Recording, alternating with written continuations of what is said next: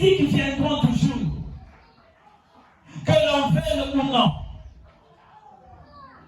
Même dans la maison de Dieu. Si tu commences à bien faire, si tu commences à mieux faire, tu seras critiqué. Les gens diront que tu ne fais rien. Les gens diront que tu ne connais rien. En réalité, lorsque nous travaillons avec Dieu, c'est le Saint-Esprit qui nous inspire à faire des choses qui seront agréables à Dieu. Et si c'est le Saint-Esprit qui est en nous, mes amis, comprenez que nous aurons l'approbation de Dieu.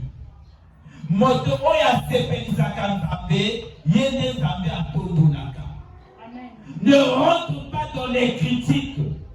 Que l'on te critique ou non, avance. Amen.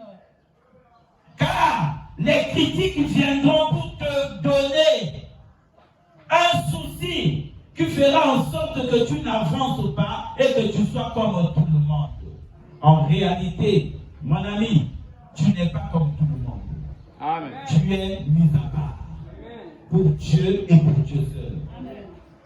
Et celui qui est mis à part pour Dieu ne regarde plus aux hommes, mais il regarde à celui-là qui l'a appelé.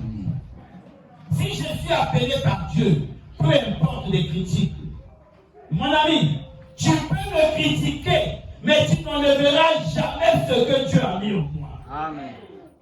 Est-ce que quelqu'un comprend? Amen. Tu peux me chasser de là où je suis, mais sache que j'irai avec ce que Dieu a mis en moi.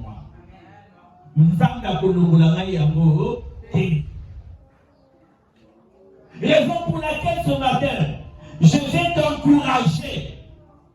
Ce qui est vrai, que c'est au milieu des critiques qu'il faut tout ça la tu as qui tombe. Amen. Est-ce que quelqu'un a compris? Amen. Quelqu'un a compris? Amen. On ça là qui toko et c'est paysan d'armée, yozo lukabo tambo la nege mokinezo di gayo tambo la. Maman zo ça la qui toko tête.